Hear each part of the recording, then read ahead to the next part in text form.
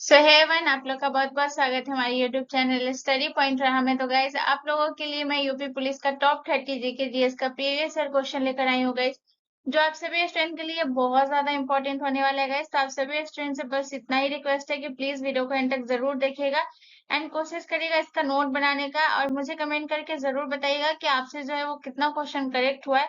तो मुझे कमेंट करना ना भूले एंड प्लीज गाइज नोट जरूर बनाइएगा, क्योंकि नोट जो होता है आप नोट बनाइएगा उसके बाद उसको रिवीजन करिएगा।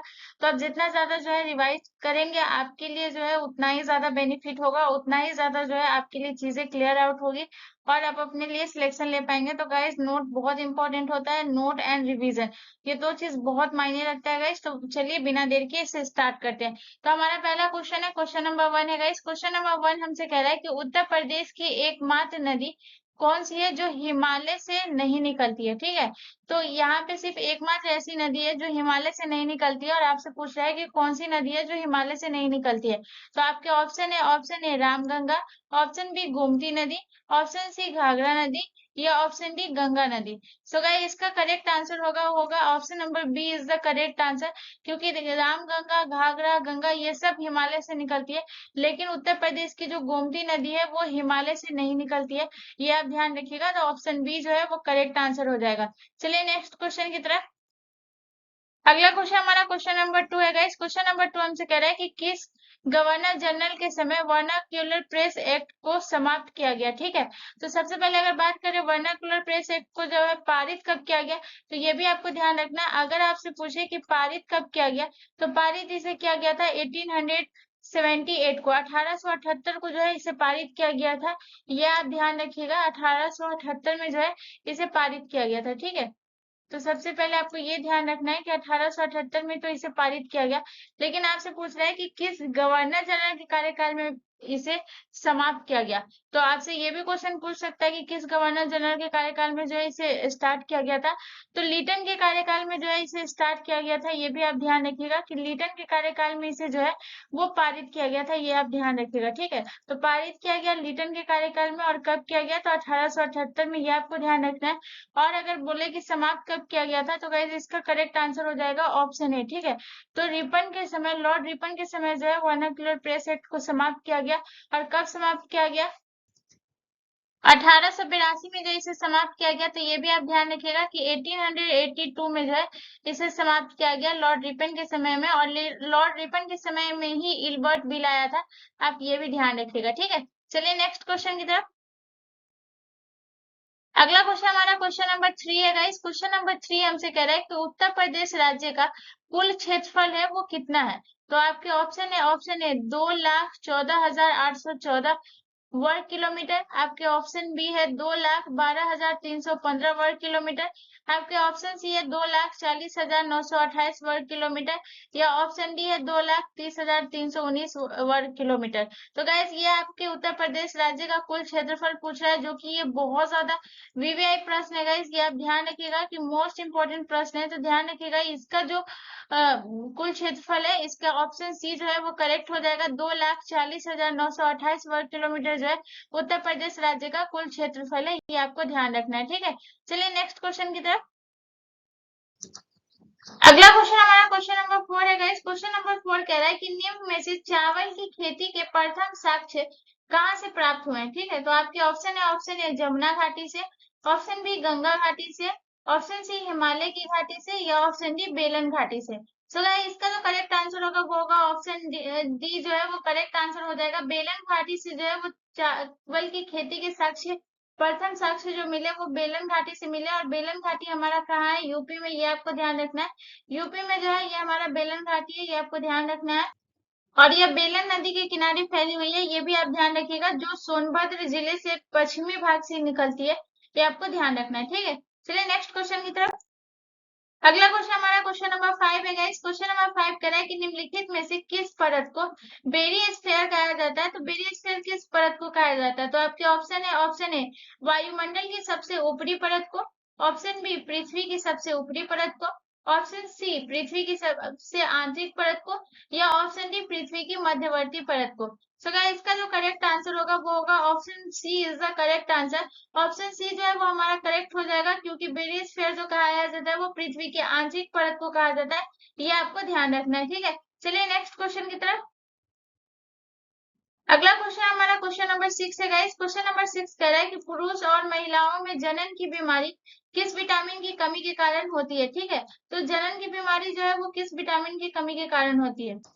आपके ऑप्शन है, ऑप्शन ए विटामिन ई की कमी के कारण, ऑप्शन बी विटामिन ए की कमी के कारण, या ऑप्शन सी विटामिन डी की कमी के कारण, या ऑप्शन डी विटामिन सी की कमी के कारण। सो गाइस, पुरुषों और महिलाओं में जो जनन की बीमारी होती है वो विटामिन ई की कमी के कारण होता है। तो ऑप्शन ए जो है वो हमारा करेक्ट आंसर हो जाएगा। विटामिन ई की कमी के कारण जो है हमें पुरुषों में जो है वो जनन की बीमारी होती है, ये आप ध्यान रखिएगा। चलिए नेक्स्ट क्वेश्चन की तरफ।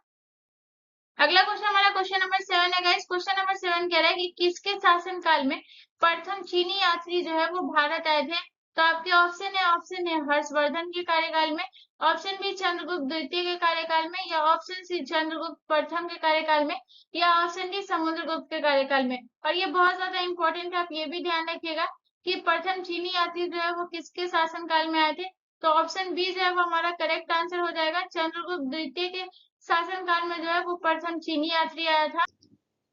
और फरहान जो थे वो प्रथम चीनी यात्री थे, ये भी उनका नाम याद रखिएगा, ठीक है। चलिए नेक्स्ट क्वेश्चन की तरफ।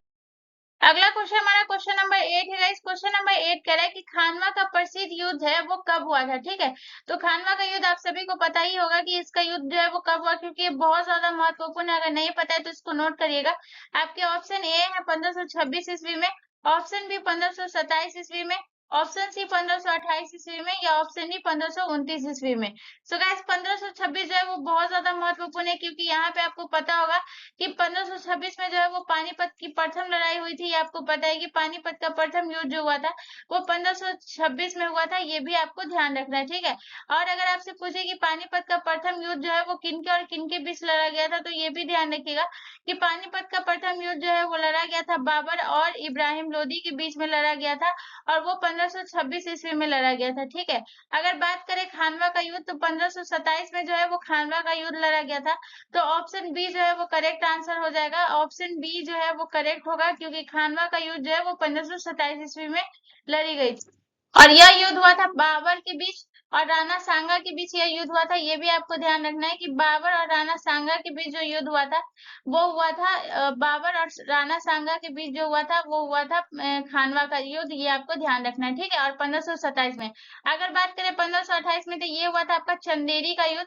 चंदेरी का युद्ध जो है वो 1528 में हुआ था, ये भी आपको ध्यान रखना है। चंदेरी का युद्ध जो हुआ था वो 1528 में हुआ था, बाबर के बीच में हुआ था, और उसके बाद है मेदिनी राय के बीच में जो हुआ था वो चंदेरी का युद्ध था, ये आपको ध्यान रखना है। चलिए नेक्स्ट क्वेश्चन के बीच। अगला क्वेश्चन हमारा क्वेश्चन नंबर 9 है गाइस। क्वेश्चन नंबर 9 हमसे कह रहा है कि उत्तर प्रदेश में स्थानीय स्वायत्त शासन का ढांचा जो है वो किस प्रकार का है। तो आपके ऑप्शन है, ऑप्शन ए चतुर्स्तरीय, ऑप्शन बी द्विस्तरीय, ऑप्शन सी त्रिस्तरीय, या ऑप्शन डी एक स्तरीय। सो गाइस इसका जो करेक्ट आंसर होगा वो होगा option C is the correct answer. त्रिस्तरीय जो है वो उत्तर प्रदेश में स्वायत्त शासन ढांचा है, जो ये किस समिति की सिफारिश पे त्रिस्तरीय हुआ था।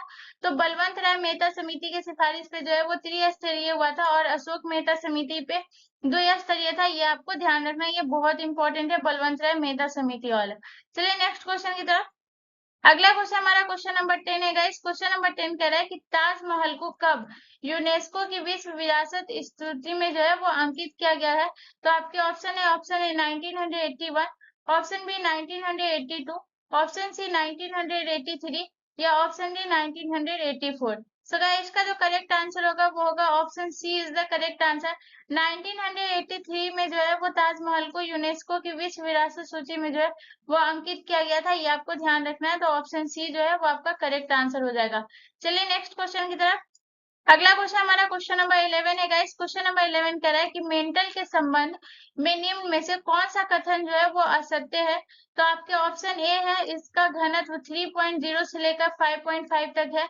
ऑप्शन बी आपसे कह रहा है कि इसकी गहराई जो है वो 35 किलोमीटर से 2900 किलोमीटर तक है। ऑप्शन सी आपको कह रहा है कि पृथ्वी के आयतन का 83.5% एवं द्रव्यमान का 67.8% भाग मेंटल है। उसके बाद आपसे ऑप्शन डी कर रहा है कि इसका संपूर्ण भाग जो है वो प्लास्टिक की अवस्था में तो यहाँ पे आपसे क्वेश्चन क्या कर रहा है, इसका कौन सा कथन जो है वो असत्य है, ठीक है, असत्य के बारे में आपसे पूछ रहा है। तो अगर बात करें कि इसका घनत्व जो है वो 3.0 से लेकर 5.5 तक है, तो ये जो है ये करेक्ट आंसर हो जाएगा। इसको नोट कर लीजिएगा, मेंटल के संबंध में आपसे पूछ भी सकता है कि इसका घनत्व कितना से कितना है, तो ये भी इस तरीके से भी क्वेश्चन बन सकता है, तो ये आपको ध्यान रखना है। उसके बाद बात करें इसकी गहराई जो है वो 35 किलोमीटर से लेकर 2900 किलोमीटर तक है, तो ये भी करेक्ट है, ये जो है आपका करेक्ट है। उसके बाद ऑप्शन सी की बात करें तो ऑप्शन सी आपसे कह रहा है कि पृथ्वी के आयतन का 83.5 द्रव्यमान का 67.8 भाग मेंटल है, तो ये भी आपका करेक्ट आंसर है, ठीक है। तो इसमें आपसे असत्य पूछ रहा है, तो असत्य जो है वो ऑप्शन डी हो जाएगा। ऑप्शन डी जो है वो आपका करेक्ट आंसर होगा, क्योंकि जो है मेंटल का संपूर्ण भाग जो है वो प्लास्टिक की अवस्था में नहीं है, ठीक है। तो यह कथन आपका असत्य हो गया, तो इसीलिए जो है ऑप्शन डी जो है वो हमारी तरफ से करेक्ट आंसर हुआ, ठीक है। चलिए नेक्स्ट क्वेश्चन की तरफ। अगला क्वेश्चन हमारा क्वेश्चन नंबर 12 है गाइस। क्वेश्चन नंबर 12 हमसे कह रहा है कि घाटों का नगर के नाम से उत्तर प्रदेश के किस शहर को जाना जाता है, और ये भी बहुत ज्यादा इंपॉर्टेंट है। तो आपके ऑप्शन है, ऑप्शन ए कानपुर को, ऑप्शन बी इलाहाबाद को, ऑप्शन सी लखनऊ को, या ऑप्शन डी वाराणसी को। सो गाइस घाटों का नगर जो है वो वाराणसी को कहा गया, तो ऑप्शन डी जो है वो करेक्ट आंसर हो जाएगा। वाराणसी से एक क्वेश्चन और याद रखिएगा कि लाल बहादुर शास्त्री हवाई अड्डा जो है वो वाराणसी में है, उत्तर प्रदेश के वाराणसी में, ये भी पॉइंट याद रखिएगा। चलिए नेक्स्ट क्वेश्चन की तरफ। अगला क्वेश्चन हमारा क्वेश्चन नंबर 13 है गाइस। क्वेश्चन नंबर 13 कह रहा है कि कौन सा विटामिन है घाव भरने में सहायक होता है, तो घाव भरने में कौन सा विटामिन सहायक होता है। तो आपके ऑप्शन है, option A vitamin A, option B vitamin E, option C vitamin D, या option D vitamin C. So guys इसका जो करेक्ट आंसर होगा वो होगा option D is the correct answer. घाव भरने में जो विटामिन सहायक होता है वो विटामिन सी होता है। तो विटामिन सी सबसे प्रचुर मात्रा में किसमें पाया जाता है, तो आंवला में जो है वो सबसे प्रचुर मात्रा में विटामिन सी पाया जाता है। ये भी आपको पता होगा, जितने भी खट्टे जो होते हैं उसमें है ना विटामिन सी पाया जाता है, जैसे संतरा, नींबू, ये सब में विटामिन सी पाया जाता है, ध्यान रखिएगा। चलिए नेक्स्ट क्वेश्चन की तरफ। अगला क्वेश्चन हमारा क्वेश्चन नंबर 14 है गाइस। क्वेश्चन नंबर 14 कह रहा है कि उत्तर प्रदेश के किस जिले में लाल मिट्टी मिलती है, तो ये भी बहुत ज्यादा इंपॉर्टेंट है कि लाल मिट्टी जो है वो उत्तर प्रदेश के किस जिले में मिलती है, आपसे क्वेश्चन ये बोल रहा है, ठीक है। तो आपके ऑप्शन है, ऑप्शन ए मिर्जापुर में, ऑप्शन बी सोनभद्र में, या ऑप्शन सी मिर्जापुर व सोनभद्र दोनों में, या ऑप्शन डी इनमें से कोई नहीं। तो गाइस आपके करेक्ट आंसर होंगे वो होंगे option C is the correct answer. Mirzapur में जो और सोनभद्र दोनों में लाल मिट्टी भी मिलती है। और याद रखिएगा लाल मिट्टी की तो मिलती है, बट इसके साथ साथ पीली मिट्टी को भी आपको ध्यान रखना है कि पीली मिट्टी भी मिलती है, ये भी आपको ध्यान रखना है, ठीक है। चलिए नेक्स्ट क्वेश्चन की तरफ। अगला क्वेश्चन हमारा क्वेश्चन नंबर 15 है गाइस। क्वेश्चन नंबर 15 कह रहा है कि किस संवैधानिक संशोधन अधिनियम द्वारा संविधान में मूल कर्तव्यों को सम्मिलित किया गया, ठीक है। तो मूल कर्तव्यों को जो सम्मिलित किया गया था वो कौन से संविधान संशोधन अधिनियम के तहत किया गया, आपसे क्वेश्चन ये बोला है। तो आपके ऑप्शन है, ऑप्शन ए 42वां संविधान संशोधन अधिनियम 1976, ऑप्शन बी आपसे कह रहा है कि 43वां संविधान संशोधन अधिनियम 1977, ऑप्शन सी कह रहा है कि 44वां संविधान संशोधन अधिनियम 1978, या ऑप्शन डी कह रहा है कि 45वां संविधान संशोधन अधिनियम 1980। सो गाइस इसका जो करेक्ट आंसर होगा वो होगा option A is the correct answer.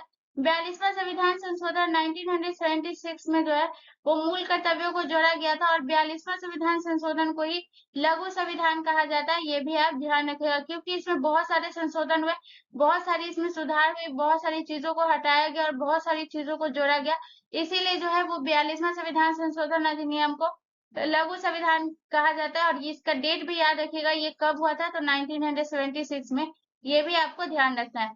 चलिए नेक्स्ट क्वेश्चन की तरफ। अगला क्वेश्चन हमारा क्वेश्चन नंबर 16 है गाइस। क्वेश्चन नंबर 16 हमसे कह रहा है कि अमीबा में भोजन का अंतर्ग्रहण किसके द्वारा होता है, ठीक है। तो आपके ऑप्शन ए है सिलिया के द्वारा, ऑप्शन बी कोशिका मुंह के द्वारा, ऑप्शन सी गुद्वार के द्वारा, या ऑप्शन डी फुटपाथ के द्वारा। सो गाइस इसका जो करेक्ट आंसर होगा वो होगा option D is the correct answer. Footpath के द्वारा जो है वो अमीबा में भोजन का अंतर्ग्रहण होता है, तो ऑप्शन डी जो है वो करेक्ट आंसर हो जाएगा। चलिए नेक्स्ट क्वेश्चन की तरफ।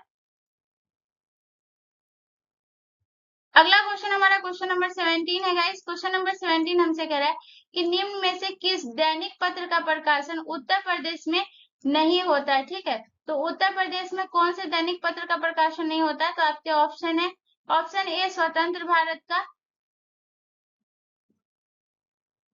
ऑप्शन बी राष्ट्रीय सहारा का, या ऑप्शन सी प्रभात खबर का, या ऑप्शन डी अमृत प्रभात का। सो गाइस इसका जो करेक्ट आंसर होगा वो होगा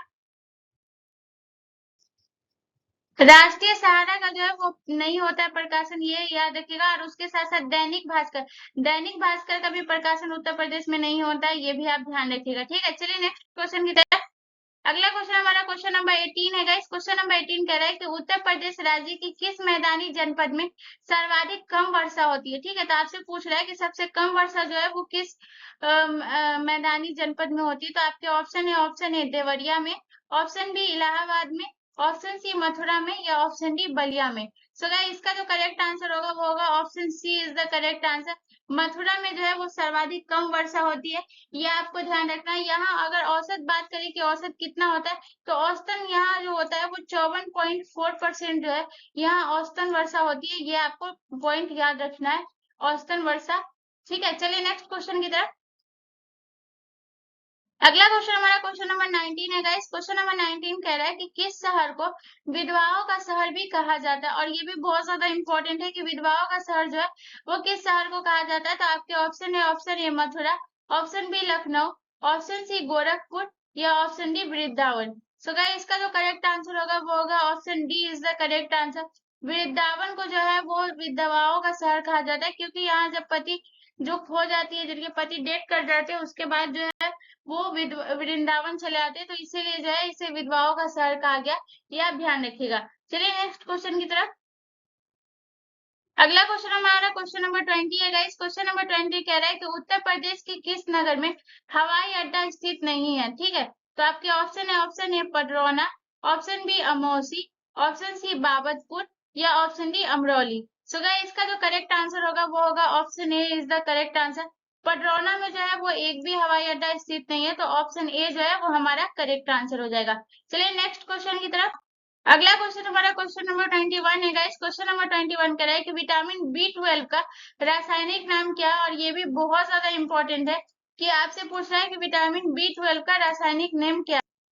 सो गाइस आपके ऑप्शन है, option A cyanocobalamin, option B thiamine, option C niacin, या option D riboflavin. So guys इसका जो करेक्ट आंसर होगा वो होगा option A is the correct answer.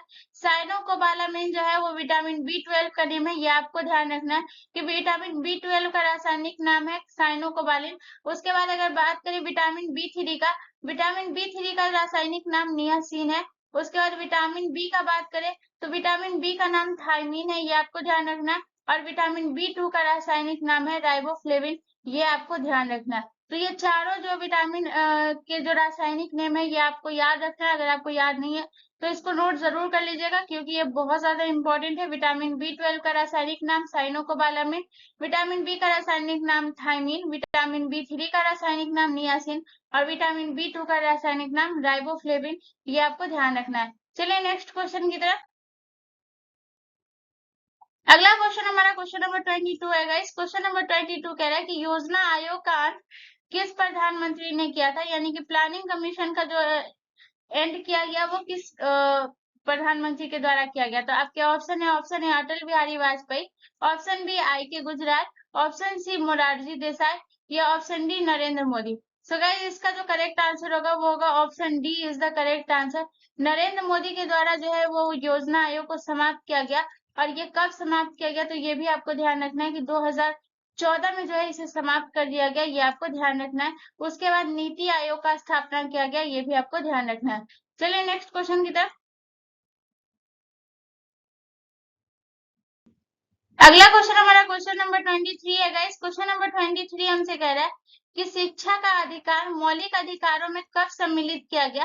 तो आपके ऑप्शन है, ऑप्शन ए 71वें संविधान संशोधन के द्वारा, ऑप्शन बी 93वें संविधान संशोधन के द्वारा, ऑप्शन सी 86वें संविधान संशोधन के द्वारा, या ऑप्शन डी 103वां संविधान संशोधन के द्वारा। सो गाइस इसका जो करेक्ट आंसर होगा वो होगा option C is the correct answer. 86वां संविधान संशोधन के द्वारा जो है वो शिक्षा के अधिकार को मौलिक अधिकार में सम्मिलित किया गया। ये बहुत ज्यादा इंपॉर्टेंट पॉइंट है, ये आपको ध्यान रखना है। और अगर आपसे पूछे कि 86वां संविधान संशोधन जो है वो कब हुआ, तो 2002 में जो है ये 86वां संविधान संशोधन हुआ। ये आपको ध्यान रखना है, ठीक है। 2002 वर्ष 2002 में जो है वो 86वां संविधान संशोधन हुआ। ये बहुत इंपॉर्टेंट है और इसको ध्यान रखिएगा। चलिए नेक्स्ट क्वेश्चन की तरफ। अगला क्वेश्चन हमारा क्वेश्चन नंबर 24 है गाइस। क्वेश्चन नंबर 24 कह रहा है कि उच्च रक्तचाप की अवस्था को क्या कहते हैं, ठीक है। तो आपके ऑप्शन है, option A hypertension, option B hypotension, option C पक्षाघात, या ऑप्शन सी इनमें से कोई नहीं। सो गाइस इसका जो करेक्ट आंसर होगा वो होगा option A is the correct answer. Hyper, upper मतलब समझिएगा कि ऊपर, और ऊपर मतलब होता है कि उच्च। तो उच्च रक्तचाप की अवस्था हमेशा हाइपरटेंशन कहलाएगा। तो हाइपरटेंशन और हाइपोटेंशन में कंफ्यूज नहीं होइएगा। हाइपर यानी कि अपर से याद रखिएगा कि हमेशा उच्च, और उच्च क्या होगा, रक्तचाप की अवस्था आपसे पूछ रहा है, तो यहाँ पे हाई ब्लड प्रेशर तो हाइपरटेंशन कहलाएगा। आप इस तरीके से इसको याद रखिएगा, ठीक है। चलिए नेक्स्ट क्वेश्चन की तरफ। अगला क्वेश्चन हमारा क्वेश्चन नंबर 25 है गाइस। क्वेश्चन नंबर 25 कह रहा है कि विजयनगर के महान साम्राज्य के अवशेष कहाँ पाए जाते हैं, ठीक है। तो आपके ऑप्शन है, ऑप्शन ए बीजापुर में, ऑप्शन बी गोलकुंडा में, ऑप्शन सी बड़ोदरा में, या ऑप्शन डी हम्पी में। सो गाइस इसका जो करेक्ट आंसर होगा वो होगा option D is the correct answer. Hampi में जो है वो विजयनगर के महान साम्राज्य के अवशेष पाए जाते हैं। तो ऑप्शन डी जो है वो हमारा करेक्ट आंसर हो जाएगा, ये आप ध्यान रखिएगा। चलिए नेक्स्ट क्वेश्चन की तरफ।